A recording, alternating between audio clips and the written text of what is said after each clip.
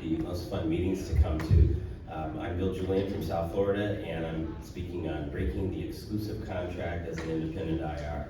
Now, this is really kind of a silly and embarrassing topic to have to give. I just did a Backtable podcast 3 weeks ago. It's going to come out October 16th on exactly the same topic.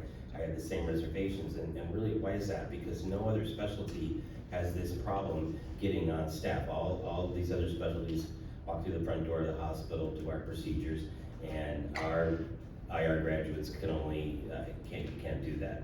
So they end up spending a tremendous amount of time just getting off the starting block, whereas other specialties will just jump right off the starting blocks and excel.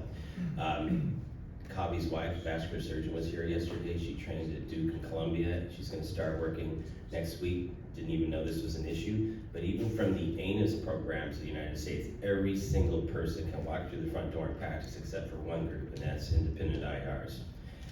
I would ask a rhetorical question. Is it ethical to recruit medical students to come into IR saying what it's a great clinical specialty when most of them aren't going to be able to do that because they won't be able to get into the type of practice they want?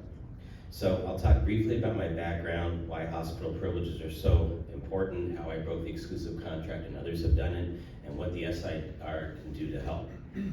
So I finished my fellowship in '92 at the Miami Cardiac and Vascular Institute. I co-founded a radiology group and was chief of IR, but it was obvious from the beginning that there was problems with the DR-IR relationship. So I left 9 years later and formed my practice, South Florida Vascular Associates.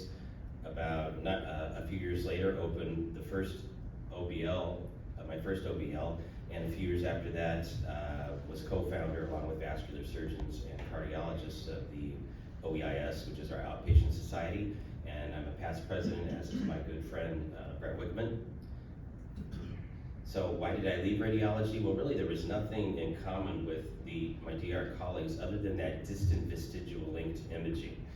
They use imaging to make diagnoses. It's a noble job, but it's not direct patient care and it's not surgery. So we do surgery using imaging to see inside the body, and they read films in their pajamas, and you can understand why they don't get along.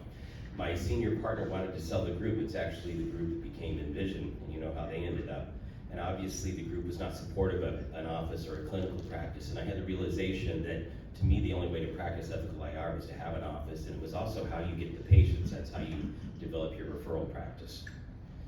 Why are hospital privileges so important? Well, really it's a basic necessity for any procedural specialty in the US that everyone can get except for one group, independent IRs. It's where the bigger procedures are performed, consultations occur, and relationships are formed. And unfortunately, most states also require you to have that if you want to practice in an OBL or in an ASC. And in a lot of states, you actually have to be on staff at a hospital in order to get contracted with the insurance company. So really not having them is an existential threat to independent IRs. So the IRs coming out now really have two choices. You join an academic group or you join a hospital-based radiology group. And how is that going? I would say it's not going very good because usually they have no office or a limited office. They're required to read a bunch of films for RVU generation. And because of that recipe, they've lost many of the good procedures to any specialty willing to do that heavy lifting, that clinical work, and they're left with the low-level, boring, or poorly paying procedures, which Kavi would call trash collection. It's a good recipe for that. So it's only been exacerbated by private equity groups buying groups and wanting to maximize their profits. So they're having to read more films, do less IR. So why would a good IR want to join a group like that?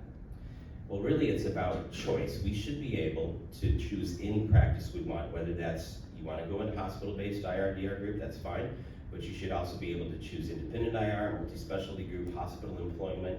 Kavi would not have given that talk yesterday about separating if we were able to do whatever we want, but we're not, we're being blocked. So how did I do it? Well, I started off, went to the big hospital district, one of the biggest in the country. The North Broward Hospital District has 4 county hospitals, and they had a heart center of excellence back in the time when Katzen made heart and vascular centers famous. And so I went and pitched them, really you should have a heart and vascular center, I'll be your vascular director. The board approved it, and then a couple weeks later, got a letter from the radiology group's lawyer, and they says, we hear you're good, you can join our group. If you try to come in outside our contract, we'll sue you and the hospital. So the hospital had a lot of their own problems. The administrator, the CEO committed suicide, one got murdered, people were leaving the country with money. There's DOJ, $70 million fine, and so they said, you know what, we got enough legal problems, we're withdrawing the office. So I had to, yeah, exactly, that's quite correct. On the way out the door, they added a clause to their contract to prevent future Bill Juliens from getting on staff, and it says, it's okay for cardiologists and surgeons to use the interventional suite, but no form of any radiologist will ever be able to do it. So these kind of clauses are what are blocking people. So I went outside my restrictive covenant, but close enough where the doctors knew me and I had a big patient following, and I targeted a hospital with a weak DR group. They didn't even have a functioning angio suite. They hadn't had one for a couple of years. You might call it a turd hospital and you'd be right. So they did have about one angio a month. They were transferred to their other hospitals. So it'd be a very hard argument for them to argue that, to say, Julien's taken all our cases, because they didn't have any cases. So with my volume, the hospital was able to get corporate to promise a new angio suite would be coming in. The medical staff was supportive of that. I agreed to take call. In fact, I insisted that everybody who gets credentialed would take call, including future vascular surgeons, and that was kind of comical because they didn't have any formal training, and they were given privileges and they took call. They had no idea what they were doing. I was always nice to the diagnostic radiologists. I sent them imaging, and importantly, there was a female CEO. Why is that important? Well, traditionally you have these smoky rooms in old boys network where decisions are made, but all she cared about was the success of her hospital and her numbers. So if she could get more patients, that was going to win the day. And so it's not necessarily direct money that does it. It's really currency is patience. If you have patience, then you're going to have a lot of power. Now, how have others done it? Some of my proteges, my former colleagues, they've just jumped on staff where I've opened the hospital. So I've been on staff at 5 hospitals, but I have to tell you, a lot of those hospitals are closed because a new group comes in, closes it off, I get grandfathered in, they can't get on. It's really crazy. I don't have time to tell you about Jerry Niedzwiecki's story, but I will tell you one story. Young IR in Virginia, miserable in a radiology group, joins a surgical group, applies to 3 hospitals where they do endovascular procedures, applies for the same privileges. He gets denied by chair of radiology, who's one of our SIR past presidents and a gold medalist. So Jerry and I asked him about it at the next annual meeting, and he says, well, guys, you know, I know it's not good for IR, and maybe it's illegal, but I'm gonna do it as long as I can because I have to pay these guys salaries, and if I can block anybody, and I haven't been able to do that with anybody else, but if I can block anybody, then I'm gonna do it. And those are the kind of things that go on. I'll be happy to tell you, Alan, who that is afterward. That kind of thing goes on all over the country. Now, he actually got on staff at a little turd hospital, and he takes calls, so now he's able to practice in the OBL of the surgeons and do his hospital cases there. Other ways to get on staff is to go to a hospital that's underserved with IR, have hospital employment, have a professional service agreement. Recently, I've been hearing about a number of places where the rural hospitals, these little 50-bed hospitals, they're dying for IR coverage. They send out the simplest things, thoracentesis. So those places will be happy to employ you. And my recommendation is to avoid litigation because it's so expensive, it's so time consuming, it's so emotionally draining. Try to go the easy route. Now you could wait for the SIR to do something. And I think that's a joke. And by the time they do it, I'll be this old, which I almost am, or maybe I won't even be here anymore. So what has the SIR done? Well, they've come out with their 3rd version of a position paper that basically says if non-radiologists are doing IR procedures, then independent IR should be able to, which is like every hospital.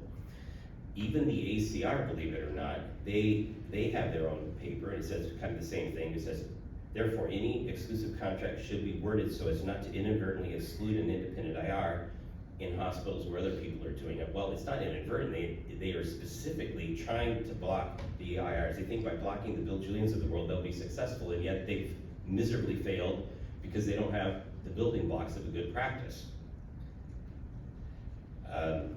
This was the 2018 to 22 strategic plan, which I was impressed that the #1 goal is IR physicians will thrive in their chosen specialty.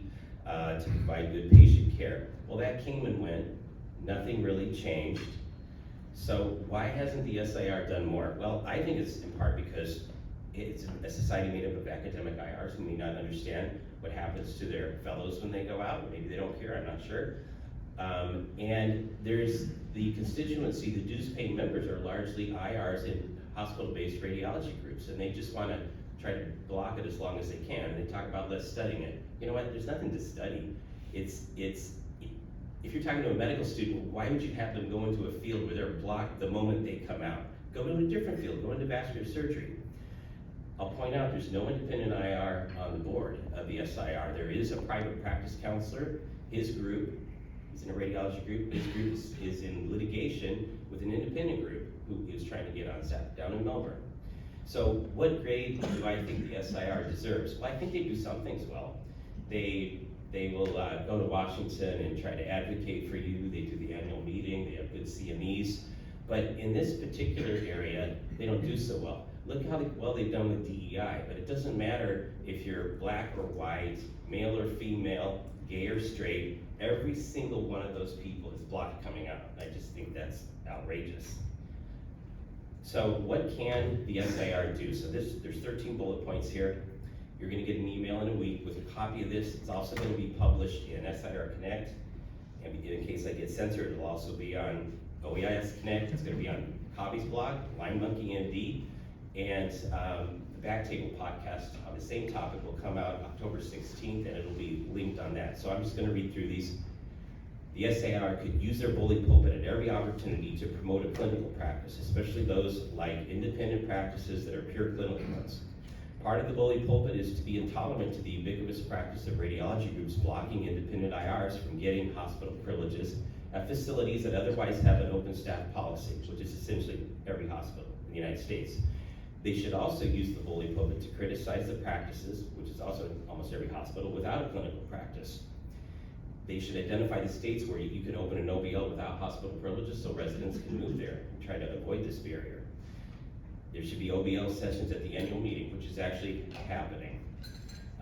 They should encourage ways for IR residents to spend time in OBL so they can get clinical training and for procedures they may not be exposed to, like PAD or superficial venous insufficiency. The SIR could help develop staffing models for IR coverage at hospitals. So whether you're in a hospital-based group or you are an independent IR, you can make some proposals to get a professional service agreement. Right now, it's just a freebie thrown in with the diagnostic radiology contract, and so it's extremely devaluing to have it that way. Probably should have another how to get on staff lecture like I gave back in 2018. I personally think you need to be honest with medical students. You will not be treated equally with other procedural specialties, and there are very few jobs where you will be allowed to practice clinical IR. The other specialties get on staff without question, do whatever procedures they want. Why would you want to join a field where you can't even practice the way you're promised? There needs to be a change in IR leadership. Currently, there's one private practice person and there's no independent person on the committee right now. You could showcase clinical success of the independent guys, including an OBL at the annual meeting or maybe on the wire. We could talk about legal issues, and the SIR could pay for an amicus brief which talks about the problems with a pseudo-exclusive contract where everybody can get on staff except for one group. That would be very helpful. You could showcase legal successes around the country and their lawyers of independent IRs who've been able to get hospital privileges when opposed by radiology groups for the hospital. And this is the most spicy recommendation. You can terminate the SIR membership for those IRs who do not have a clinical practice or who block independent IRs from getting on staff at their hospital in direct violation of the SIR's guidelines. Finally, you could promote separation of IR and DR. Cobby talked about that yesterday and referenced the article that he and I wrote in the AJR. So to summarize, it's unacceptable for IR that we do not have a basic right afforded to other specialties, independent hospital privileges. My recommendation is to choose the easiest pathway to get around the pseudo-exclusive contract. And you could consider working in an office interventional suite, but a lot of states will also require a transfer agreement or hospital privileges. And I think the SIR needs to do their job and solve this problem. We need a national society, not onesie-twosies of people fighting their own battle. The Back Table podcast comes out October 16th. There'll be a letter with the 13 bullet points I talked about, but it's also gonna be on Cobby's blog, Blind Monkey MD. SIR Connect, OEIS Connect, I'm gonna try to have Debbie send the letter to all the members here. So thank you very much for your time. It's great to be here.